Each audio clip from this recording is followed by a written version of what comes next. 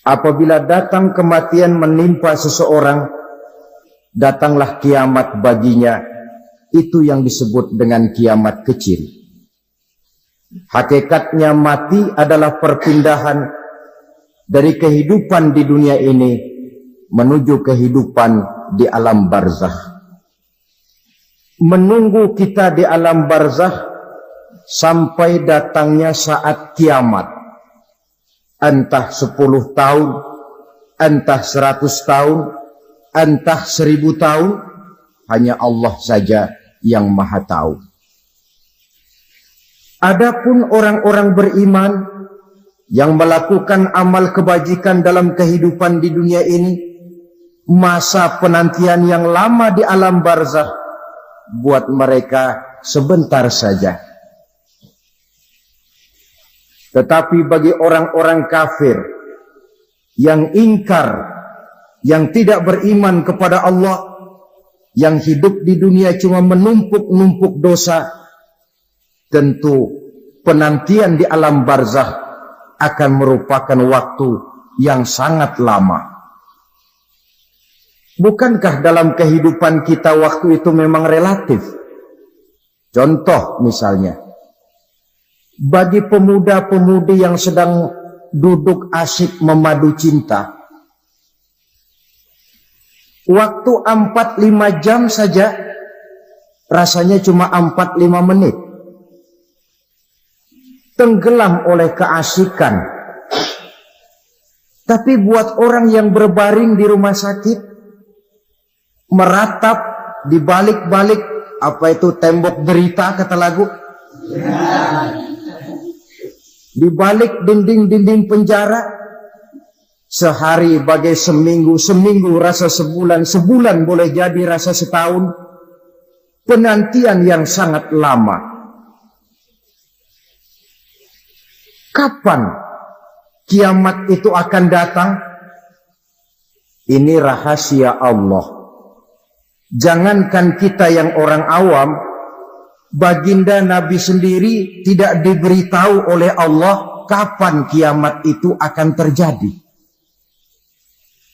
Tetapi sungguh pun demikian, banyak hadis-hadis yang menjelaskan ciri atau tanda-tanda datangnya kiamat. Nah, kalau sudah bicara soal tanda kiamat itu ada 2. Pertama yang disebut alamatus sughra, tanda-tanda kecil. Ini waktunya masih ada tenggang. Ada yang dinamakan alamatul kubra, tanda-tanda besar. Artinya kiamat sudah diambang pintu. Apa tanda-tanda kecil dari datangnya hari kiamat itu? Misalnya kata Nabi, apabila ilmu sudah diangkat oleh Allah.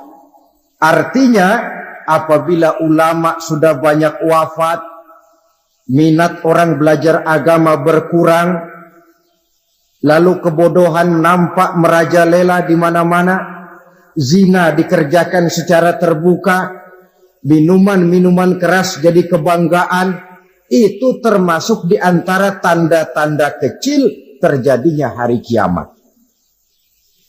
Apalagi misalnya iza waladatil ammatu rabbataha, apabila budak sudah melahirkan tuan. Apa maksudnya? Ada yang mentafsirkan apabila anak sudah bisa membudaki orang tuanya. Orang tua yang melahirkan dia, yang membesarkan dia, demi setelah si anak besar jadi orang berpangkat, bertitel, berharta, berkedudukan. Jadilah orang tua itu budaknya. Sehingga sering dibilang, kalau orang tua kaya, anak jadi raja. Tapi kalau anak yang kaya, orang tua sering jadi budak. Apalagi munculnya fitnah yang bergelombang, timbul perang antara dua bangsa yang besar, waktu berjalan terasa sangat pendek sekali. Itu merupakan tanda di antara tanda-tanda kiamat. Termasuk di dalamnya sulit membedakan mana laki, mana perempuan. Kan kalau tanda-tanda kayak begini sekarang sudah banyak kita lihat kan. Ulama banyak wafat, penggantinya sulit. Zina dikerjakan berterang-terangan, minuman keras jadi kebanggaan.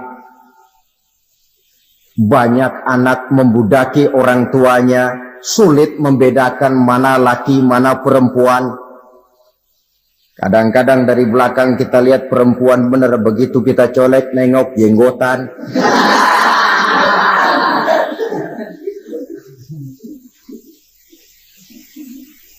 Ini termasuk tanda-tanda kecil. Masih ada tenggang sampai akan terjadinya kiamat itu. Nah, yang dimaksud dengan tanda-tanda besar, ini tanda besar artinya kiamat sudah di ambang pintu. Pertama, matahari terbit dari sebelah barat. Apabila matahari sudah terbit dari arah sebelah barat, tertutuplah sudah pintu taubat. Bersabda Nabi kita, la taqumus sa'atu hatta tatlu'a syamsu min maghribiha. Tidak akan datang hari kiamat sampai matahari terbit dari arah sebelah barat. Fa iza tala'at, manakala matahari telah terbit dari arah sebelah barat, wa ra'ahan nasu, manusia banyak menyaksikan itu, amanu ajma'un, mereka pun lalu beriman. Yang tadinya kafir, yang tadinya ingkar, yang tadinya membangkang, setelah melihat matahari terbit dari sebelah barat, buru-buru beriman, berlomba-lomba mengucap dua kalimat syahadat. Tapi apa yang terjadi? Kata Nabi, wadzalika hina la yanfa'u nafsan imanuha lam takun amanat min qabl. Hari itu adalah hari yang iman sudah tidak berguna lagi bagi seseorang apabila sebelumnya memang dia tidak pernah beriman. Au kasabat fi imaniha khaira, atau beriman tetapi tidak pernah melakukan kebajikan di dalam keimanannya itu. Hari yang sudah kasib, hari yang sudah terlambat, beriman tidak akan ada gunanya lagi. Ini pelajaran buat kita. Sebelum sang surya terbit dari sebelah barat, sebelum nafas sampai di tenggorokan, artinya pintu taubat masih terbuka. Kalau dua hal itu sudah terwujud, nafas sudah sampai di kerongkongan, atau matahari sudah terbit dari arah sebelah barat, tertutuplah sudah pintu taubat. Tak ada lagi gunanya pangkat, jabatan, harta, bahkan beriman pun dalam suasana macam itu. Too late, kata orang Kulon. Sudah terlambat. Matahari terbit dari arah sebelah barat. Itu tanda besar, artinya kiamat sudah di ambang pintu. Lalu apalagi tanda besar? Munculnya Dajjal. Dajjal artinya pendusta-pendusta yang menyesatkan manusia. Ada dua macam Dajjal, saudara. Ada Dajjal kecil. Ini Dajjal kelas teri. Kalau ini sejak zaman Rasulullah sudah ada itu. Tiap zaman ada. Di zaman Rasulullah misalnya ada yang bernama Aswad al-Unsi dari Yaman. Ada yang namanya Musailamah al-Kazzab dari Yamama. Ada yang namanya Ibnu Sayyad dari Madinah. Ini Dajjal-Dajjal di zaman Rasul. Musailamatul Kazzab memproklamirkan diri jadi nabi dia. Di zaman Rasul masih hidup. Ini Dajjal zaman Nabi. Di zaman sahabat muncul Dajjal-Dajjal. Di zaman kita sekarang ini Dajjal-Dajjal pun gentayangan. Dajjal-Dajjal kelas teri. Kerjanya mendustakan manusia, menyesatkan manusia, memalingkan manusia dari jalan yang benar dan diridhoi oleh Allah Subhanahu wa ta'ala.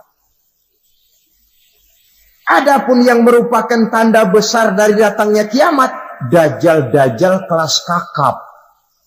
Pembohong-pembohong besar yang menyesatkan masyarakat manusia berpaling dari jalan Allah mengikuti jalan mereka. Apa sih ciri dajjal itu? Kata Nabi dalam hadis Bukhari Muslim, "Inna dajjala", sesungguhnya yang namanya dajjal itu yakhruju, satu saat akan muncul mendekati hari kiamat. Wa inna ma'ahu ma'an, si dajjal ini membawa air, wa naran, dan juga membawa api. Dua simbol. Di tangan yang satu dia bawa air, di tangan yang satu dia bawa api. Wa ammal ladzi yarahu an-nasu ma'an fanarun. Adapun yang orang banyak lihat air, hakikatnya adalah api. Yang dilihat api, hakikatnya adalah air. Oleh sebab itu, kalau api yang ditawarkan, ambillah air. Kalau air yang ditawarkan, pilihlah api. Maksudnya apa ini? Ini bahasa simbol, saudara-saudara. Dajjal bicaranya seolah-olah untuk kepentingan manusia. Menawarkan surga. Surga yang dia tawarkan hakikatnya neraka. Hai manusia, kalau kau mau bahagia, jangan dekat-dekat dengan agama. Sholat itu tidak efektif dan efisien, tidak produktif dari segi ekonomi itu. Menghadiri majelis taklim cuma buang-buang waktu. Tahajud, tasbih, tahlil, baca Quran, apa itu? Pekerjaan mubazir saja. Hidup ini cuma sekali, masa yang cuma sekali, manfaatkan dengan sebaik-baiknya. Mumpung, dibawanya sifat mumpung tetapi dalam pengertian yang sangat negatif. Bicaranya seolah-olah untuk kepentingan manusia, tetapi sebenarnya menjerumuskan manusia. Menawarkan air, tapi sebenarnya api. Menawarkan api, tapi hakikatnya air. Buat apa kamu sholat? Buat apa kamu bayar zakat? Buat apa kamu puasa? Surga yang dicanangkan Dajjal, hakikatnya neraka. Neraka yang digambarkan Dajjal, pada dasarnya adalah surga. Jadi memutarbalikkan fakta itu kerjaan Dajjal. Yang hak jadi batil, yang batil dibilang hak. Yang benar jadi salah, yang salah malah jadi benar. Tuntunan disuruh jadi tontonan, tontonan malah menjadi tuntunan. Itu pekerjaan Dajjal profesinya. Zamannya Nabi Adam, Dajjalnya kan iblis. Betul? Betul. Apa sih dan kerayuan iblis itu? Allah setelah menciptakan Nabi Adam kan bilang, Adam, kau dan istrimu Hawa tinggal di surga ini. Seluruh fasilitas yang ada di surga persilahkan kau nikmati. Satu yang tidak boleh, jangan coba-coba dekati pohon khuldi. Dekat saja jangan, apalagi sampai memetiknya. Datang Dajjal yang namanya iblis ini. Adam, kamu tahu nggak kenapa tidak boleh makan buah khuldi? Ya nggak tahu, pokoknya saya dilarang. Bodoh kamu Dam. Khuldun artinya kekal. Kalau kamu makan itu buah, kau akan kekal di surga buat selamanya. Allah tidak kepengen, maka dilarang kamu makan buah khuldi. Kalau kau ingin kekal di surga Adam, makan saja. Saya bicara begini ini untuk kepentingan kamu Adam. Ini kan ciri-ciri Dajjal. Bicaranya sih seolah-olah untuk kepentingan Nabi Adam. Hakikat sebenarnya menjerumuskan Nabi Adam supaya ingkar dan melanggar larangan dari Allah Subhanahu wa ta'ala. Jadi setelah muncul Dajjal, timbul kekacauan-kekacauan di masyarakat. Banyak yang terpengaruh, terpedaya, dan terpesona. Termasuk mereka yang memproklamirkan diri jadi nabi. Mereka yang memproklamirkan diri jadi rasul di zaman sesudah Rasulullah wafat. Itu adalah Dajjal-Dajjal. Maka saya ingatkan, kalau di zaman kita sekarang ini ada orang ngaku jadi nabi, ada orang ngaku jadi Rasul, biar bahasa Arabnya kental, Quran hafal, ribuan hadis hafal, biar pakai serban sampai menyengser ke tanah, bahasa Arabnya fasih, tapi dia mengaku jadi nabi, jadi rasul, kita umat Islam wajib tidak percaya. Wajib untuk tidak percaya. Itulah dajjal-dajjal zaman kita sekarang ini. Tidak mustahil mereka datang mempengaruhi orang-orang awam supaya berpaling dari Rasulullah, mengikuti mereka. Nah, di akhir zaman nanti, mendekati hari kiamat, dajjal ini muncul, dajjal kelas kakap, menyesatkan masyarakat manusia untuk berpaling dari Islam, mengikuti seruan mereka. Apalagi di antara datangnya kiamat itu, tanda yang besar itu, turunnya Nabiullah Isa Al-Masih, putra Maryam. Menurut berbagai hadis yang sahih, Nabi Isa Al-Masih nanti akan turun lagi. Tidak membawa risalah yang baru, tapi meluruskan risalah Islam ini yang telah banyak ditinggalkan oleh masyarakat. Bahkan ada hadis menjelaskan beliau akan membunuh Nabi, mematahkan kayu-kayu salib, lalu melaksanakan haji dan umrah mengikuti syariat Nabi Muhammad, bukan membawa agama baru. Menjadi semacam mujaddid, reformer, menyelamatkan manusia dari bisikan dajjal. Bahkan ada riwayat yang menjelaskan bahwa Nabi Isa berhasil mengalahkan dajjal, mengembalikan masyarakat manusia kembali kepada ajaran Islam yang datang dari Allah, dibawa oleh Rasulullah Sallallahu Alaihi Wasallam. Dengan kata lain, turunnya Nabi Isa bukan sebagai Nabi dan Rasul baru, tetapi mengikuti syariat Nabi kita Muhammad Sallallahu Alaihi Wasallam. Saudara hadirin, ibu-ibu hadirat yang saya hormati, kemudian apalagi di antara tanda-tanda besar akan datangnya kiamat itu? Keluarnya asap atau awan. Kata Nabi, inna min asyrati sa'ah dukhanan yamla'u ma bainal masyriqi wal maghrib. Di antara tanda-tanda kiamat, munculnya awan atau asap yang memenuhi antara langit dan bumi. Ini pun diperkuat dalam surah Ad-Dukhan ayat 10. Fartaqib yauma ta'ti as-sama' bidukhanin mubin fayughshan nas hadza azabun alim. Bagi orang-orang yang beriman, mereka biasa-biasa saja. Tapi bagi orang kufur, datangnya asap dan awan ini merupakan azab yang kelewat pedih. Barangkali sedikit mendekati gambaran tentang azab yang pedih ini, saya ingatkan alam pikiran kita kepada peristiwa yang belum lama terjadi.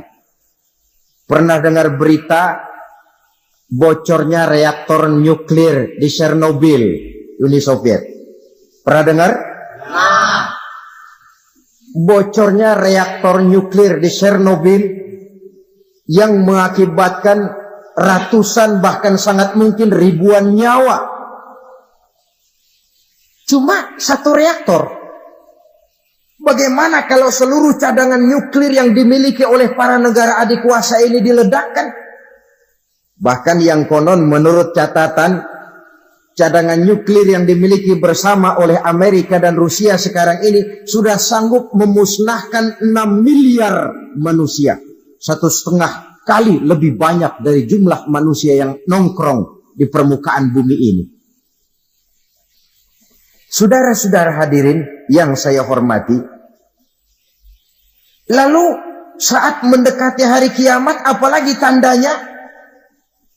Setelah Nabi Isa wafat, pada saat turunnya yang kedua kali, lalu Allah meniupkan angin sejuk. Semua orang-orang beriman, orang-orang baik wafat. Sehingga penghuni bumi ini cuma tinggal lagi terdiri dari orang-orang kafir. Tidak ada lagi di bumi ini yang bisa mengucapkan Allah. Sehingga dalam hadis qudsi itu ada keterangan, Innallaha azza wa jalla yaqulu li Israfil. Allah pernah pesan kepada malaikat Israfil. Kata Allah, Israfil, Iza sami'ta qailan yaqul Allah, Allah, fa akhirin nafah 40 sanatan ikraman liqailiha. Hai Israfil, apabila kau dengar di permukaan bumi masih banyak orang yang mengucapkan Allah, Allah, maka tunda sangkakala kiamat itu 40 tahun. Untuk apa? Ikraman liqailiha, menghormati orang yang mengucapkan Allah, Allah itu. Wah, jadi karena sekarang masih banyak yang mengucapkan Allah, besar hatilah kita, masih jauh kiamat itu. Tapi jangan lupa, kiamat pribadi, kiamat kecil, itu yang gak kita sangka-sangka. Ajal datang mencabut nyawa, itu kiamat pribadi. Dan itu yang pasti kita hadapi. Dan itu yang membuat kita tidak boleh bersikap main-main di dalam kehidupan sekarang ini. Saudara hadirin yang saya hormati, tidak ada lagi orang-orang muslim. Seluruh penduduk dunia ini kafir. Lalu terciptalah struktur sosial yang berlandaskan prinsip hidup semau gue. Bakal terjadilah prinsip di mana yang kaya menyantap yang miskin, yang kuat menindas yang lemah.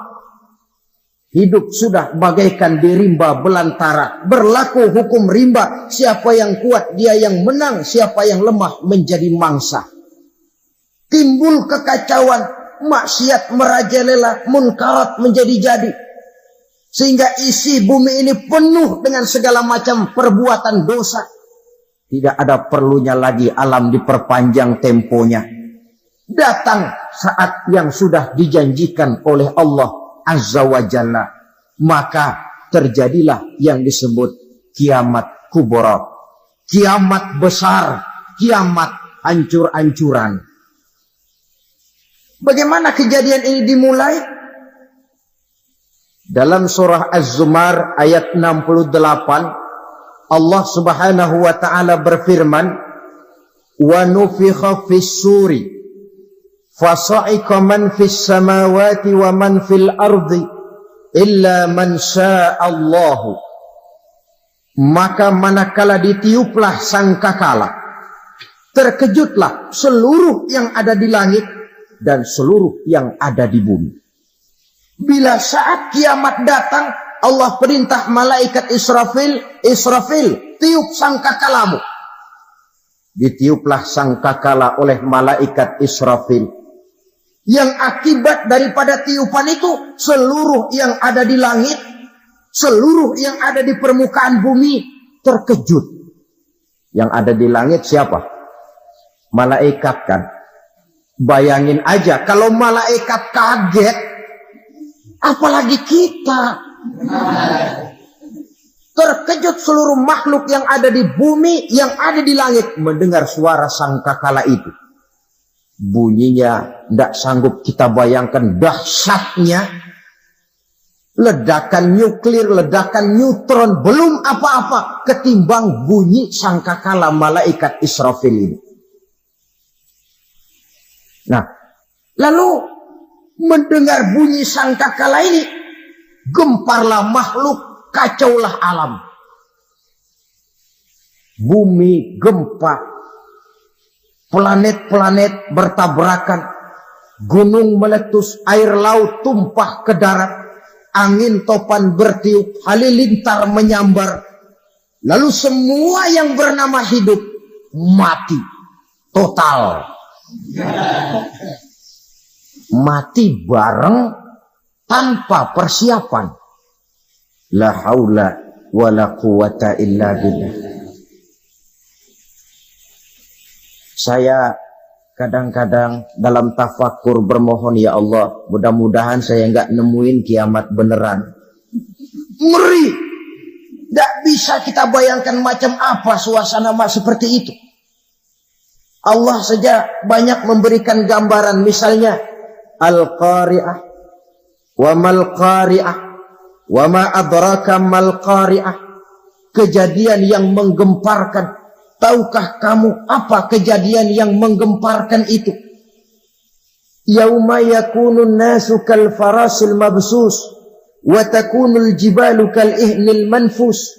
Pada saat itu manusia berterbangan bagai kupu-kupu.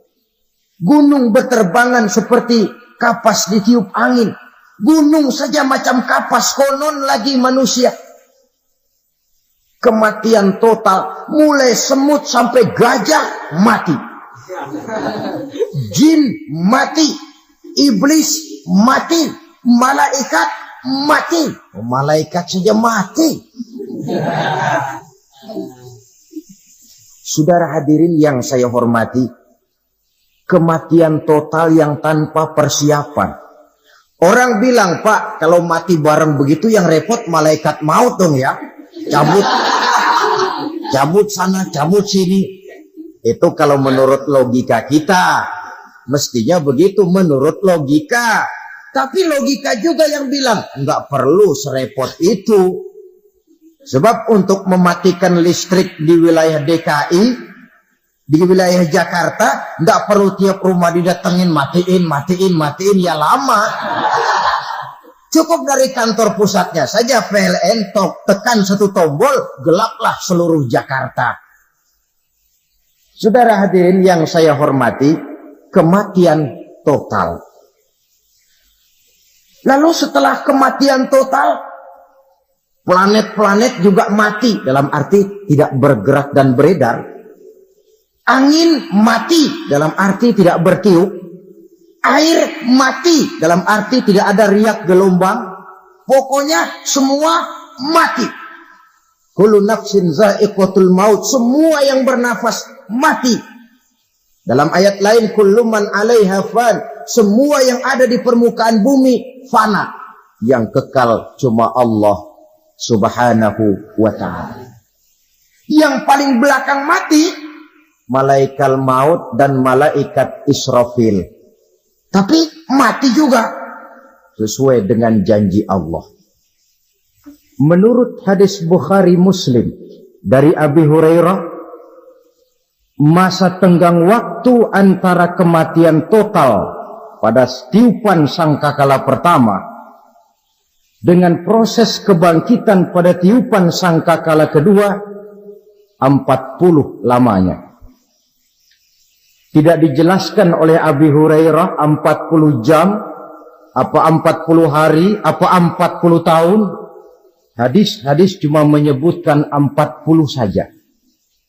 Sunyi alam. Yang tinggal cuma Allah saja lagi. Ketika itu Allah berseru-seru. Katanya, limanil mulkul yauma. Siapa para penguasa hari ini? Mana itu raja-raja dan penguasa yang dulu mengaku jadi Tuhan? Fir'aun. Mana Fir'aun sekarang? Yang dulu jadi raja, merasa berhasil, sombong, lalu tidak mau turun-turun dari kekuasaannya, sampai kepada puncak kekurang ajarannya mengangkat diri jadi Tuhan. Mana itu Fir'aun? Namrus. Mana sekarang Namrus? La ilaha illa ana. Ternyata tidak ada Tuhan lain selain daripada aku, kata Allah.